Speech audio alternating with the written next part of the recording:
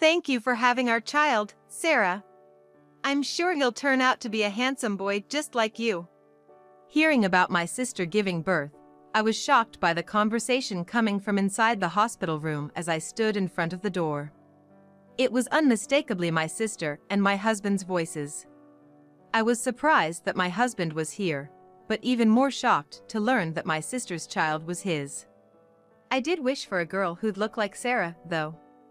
Oh, come on. Shall we go for a second one then?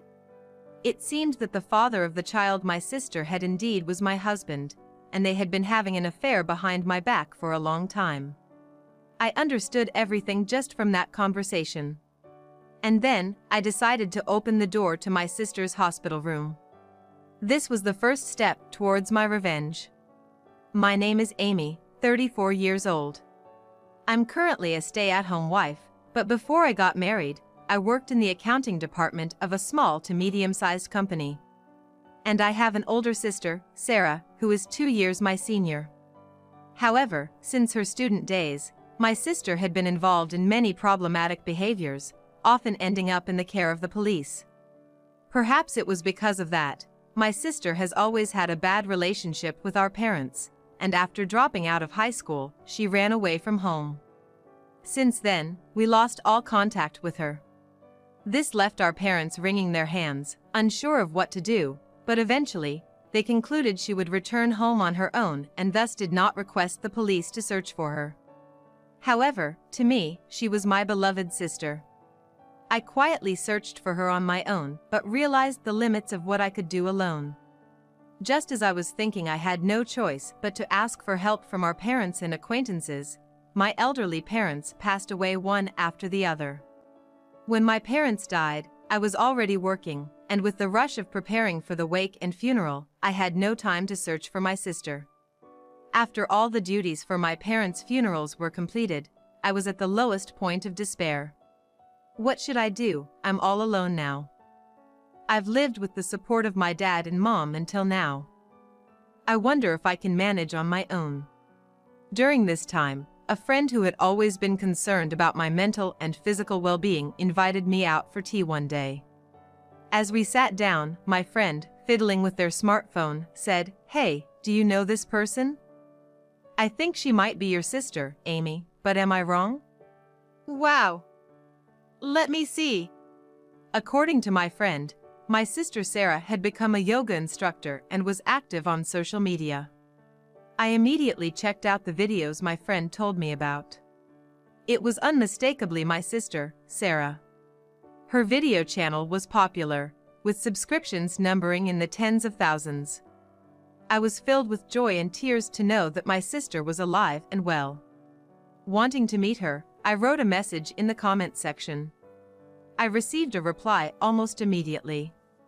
From there, after more than a decade, my interaction with my sister on social media resumed. It was as if I was filling in the gaps of all those years, communicating with her daily. Before long, I was able to reunite with my sister. Seeing her for the first time in years, I was surprised at how much she had changed into a refined and wonderful woman, completely different from before. Is it really you, sis? Come on. Did you forget my face just because we haven't seen each other for a decade? Wow, it's really you, sis. Have you been well? I cried with joy and hugged my sister. She was happy to see me too and apologized for letting me go through tough times alone. Since then, our family bonds were mended to the point where we would share updates about each other's lives. After reuniting with my sister, I returned to my normal life. My friends and colleagues at work were happy to see me regain my spirit. I felt very grateful, realizing that I am who I am today because everyone supported me. Later, feeling more positive, I joined a tennis club for working adults at the invitation of a friend. There, I met a man named John. John, 3 years older, was a wonderful man who patiently taught me, a beginner in tennis. John, interested in my eagerness to learn tennis, often invited me out for meals after the tennis club sessions ended. "Amy, you're really hardworking, aren't you?" "Not at all. It's just that your teaching method is so good, it makes me want to try harder. You say the nicest things. Hey, how about we go see a movie next time? I got some movie tickets. Oh, this one. I've been wanting to see this movie. I'd love to go. Okay. Let's go on our next day off. I was really happy about the invitation because I had been interested in John myself. I couldn't wait for our day off, wondering what to wear. During such times, I would consult my sister and get her advice. On the promised day off, I arrived at the meeting place early, but John had also come earlier than the scheduled time. Because both of us had acted unconsciously, we ended up laughing together. Until the movie started, we used the time to talk about personal stories and our hobbies. We discovered that we shared many of the same interests. When I mentioned that my sister was a yoga instructor. Wait, isn't that the beautiful instructor, Sarah? Yes. John, do you know her? Know her? I'm actually a big fan of Sarah. I often watch her videos. I had no idea. Learning that John was a fan of my sister became a turning point for us, leading to many dinner dates and eventually a relationship. John proposed to me, mentioning that he was due for a promotion at work soon. Thus, we got engaged and went to meet John's parents. John's parents were very kind and were thrilled about our marriage. When I messaged my sister about the engagement, she immediately called me. Amy, congratulations! You're getting married before me. I'm so jealous. Thank you. You're so popular, you could get married anytime. And then she apologized for causing so much trouble by running away and everything that followed. But I might not be able to make time for the meet and greet or formal greetings. But I'll definitely be there for the wedding. That's okay. John understands, too. Just make sure to come when the wedding date is set, okay? You're like a parent to me, after all. With that, she said she had to return to work, and the call ended. I was touched by my sister's sincere congratulations. Despite her busy schedule, she prioritized me, reminding me of her kindness. I also announced my engagement at work. My boss and colleagues all congratulated me, making me feel truly blessed. As I began to prepare for marriage, I decided to quit my job and become a full-time housewife to support my husband. Since my husband had expressed a desire for me to be a stay-at-home wife after getting married, I agreed. Amy, what should we do about our house after we get married? Well, considering we might have children in the future, a larger house would be better. A big house, huh? If we're doing it, I'd like one with a garden. Let's buy in a location where you'd like to live. Really? Thank you. With John becoming busier due to his promotion, I took on the responsibility of preparing for the wedding and arranging our new home. It was tough handling everything on my own, but John was always there for the important moments and gave thoughtful consideration. My affection for John, so kind and reliable, deepened even more. After registering our marriage, we immediately moved to a suburban house with a garden. Of course, the purchase was completed before our registration. As John had said, we chose a location that was convenient for me, and it was also within a 30-minute drive to his company, making it a great location. Now we can be closer to nature, which I think will be great for our kids too. Typical Amy, always thinking ahead for our future. In the beginning of our marriage, we lived happily every day. However, I was unaware that this happiness would soon crumble. 3 years into our marriage, I turned 34. Yet, we hadn't been blessed with children, and I started to feel increasingly anxious. One reason for my anxiety was reaching my mid-30s, knowing that any pregnancy from now would likely be considered high risk for both the baby and me. One more thing. Around this time, John's returns home began to get later and later. He also started to carry his smartphone with him everywhere in the house. Whether at meals or in the bath, he was constantly on his phone. Hey, you've been on your phone a lot lately, what's up? Oh, work has just been really busy lately, and I've had to deal with some mistakes made by my team. That was his explanation whenever I asked, claiming it was work-related. However, he often smiled while looking at his phone, which made me suspicious. Despite my suspicions of his infidelity, I couldn't bring myself to confront him, feeling guilty that we hadn't been able to have children. John seemed so looking forward to having children with me. Why can't I seem to get pregnant? Not being able to conceive was a major concern for me, and I had been thinking about getting it diagnosed. Amidst this, my sister announced she would be making a major announcement in her video stream. Curious about what it could be, I decided to watch her stream. To my surprise, she announced that she was pregnant. What? When did you get pregnant, sis? We had been in touch recently, and she hadn't mentioned anything of the sort. Moreover, when did she get married? Or is she planning to? I hadn't heard any news about her marriage. I wonder who her husband is. I felt a bit upset she hadn't told me directly, but still, the news of her pregnancy made me incredibly happy, as if it were my own news, and I immediately sent her a message. Then, my sister invited me out for a meal, and we made plans to meet. That night, I told my husband about my sister's pregnancy. Really? Sarah's pregnant? Yes, exactly. She announced it during her video stream today, and I was so surprised. Is that so? That's wonderful. He seemed as happy as if it were his own good news, already thinking about what gift to give. Seeing my husband so excited, I couldn't help but smile. However, his reaction shifted when I mentioned my next plans. I've made plans to have dinner with my sister soon. Oh, is that so? Yeah. Something wrong? No, nothing. Just, now that Sarah is pregnant, make sure not to stress her out, okay? His sudden nervousness made me slightly suspicious. But I was so happy about my sister's pregnancy, I chose to believe I was imagining his odd behavior. A few days later, I went to the restaurant where I had arranged to meet my sister. She was already there. Finding my sister, I sat down, ordered our meal, and immediately started bombarding her with questions. Hey, sis! Congratulations! When did you get pregnant? I was so surprised. Sorry. I wanted to surprise you, Amy, with the announcement.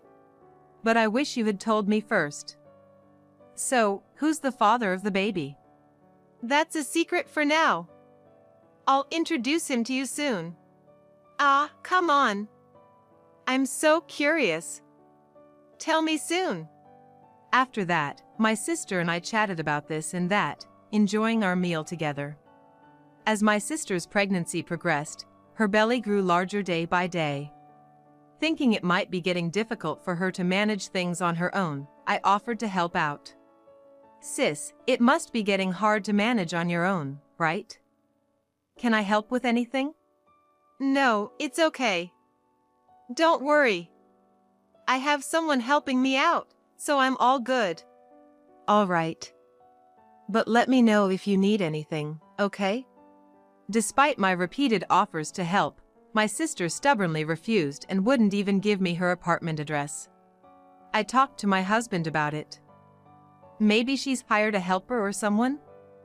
Amy, you don't need to worry. If anything comes up, she'll contact you.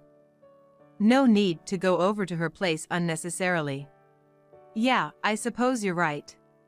Oh, and I'll be home late tomorrow, so don't wait up for dinner. Really? Okay, got it. Though I had to accept my husband's words, his actions while smirking and looking at his phone made me suspicious. While I was concerned about my sister, John's behavior had become increasingly suspicious lately. I finally began to suspect that my husband might be having an affair and decided to secretly gather evidence. Months later, I received news that my sister had given birth. To celebrate my sister's new arrival, I rushed to the hospital. As I was about to open the door to her hospital room, I heard voices from inside. Thanks for coming, John. No, I should be the one thanking you, Sarah, for having my child. He's going to be a handsome boy just like John. I was hoping for a girl who looked like Sarah, though. Oh, come on. Shall we go for a second one then? I was shocked by the conversation I overheard. It was unmistakably John and my sister's voices. I was surprised that John was there before me, but even more shocked to learn that my sister's child was John's. Despite my surprise, I managed to stay somewhat calm. I resolved to open the door to my sister's hospital room. Sis, I came to visit you. Amy? What? Why is John here? Wasn't he supposed to be at work today? When I appeared, John was surprised, but I pretended not to know why he was here. Amy, you came. Thank you. You're welcome. But why is John here? That's what I'm asking. Well, you see.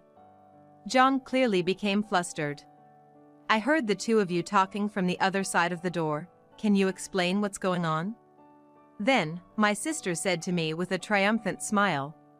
What do you mean, what's going on? You know, don't you? John is the father of this child. John is the father. It seems the conversation I overheard before entering the room wasn't a misunderstanding. You really are clueless, not realizing that John has been with me. It's actually hilarious. You've been having an affair behind my back? That's right. Wait, so when you said you'd make me happy, that was a lie? There's no use for someone who can't even have a child, they said, laughing together. It appeared that John truly was the father of my sister's child, and they had been having an affair behind my back all along. Actually, I've been a huge fan of Sarah even before I married you. I heard that when we started dating. I approached you because I knew you were Sarah's sister. I thought if I got close to you, eventually I'd get closer to Sarah. John is a huge fan of mine and also a viewer of my yoga videos. Indeed, when I first mentioned my sister while we were dating, my husband was surprised. But I was shocked to learn he was such an enthusiastic fan. You were that big of a fan of my sister? Of course. I've left comments on all of Sarah's videos. No man could resist falling for someone as beautiful and stylish as Sarah. I always noticed someone consistently leaving comments on my videos, and when I found out it was John, I was surprised. And just like that, it didn't take long for us to start dating. I was shocked to learn that the purpose of marrying me was also to get closer to my sister. Hearing the truth about my husband and sister's affair left me speechless. Well, as you can see, Sarah and I have a child now. Pack your things and get out of my life. We're getting a divorce, he declared, thrusting the already filled-out divorce papers at me. I finally understood why my sister wouldn't let me help her or give me her apartment's location. And all of John's suspicious behavior made sense now. Overcome more by anger than sadness, I calmly accepted, understood, took the divorce papers, and left the hospital. I couldn't forgive these two. Filled with despair and anger, I went to the municipal office to file the divorce papers, and just like that, John and I became strangers to each other. And so, I made a call to a certain place. The next day, my now ex-husband John bombarded me with an incredible number of calls. After ignoring them for a while, I reluctantly answered due to the incessant ringing. Hey! Pick up faster. More importantly, Amy, what did you do with the house? The house? Since I don't need it anymore, I disposed of it. What?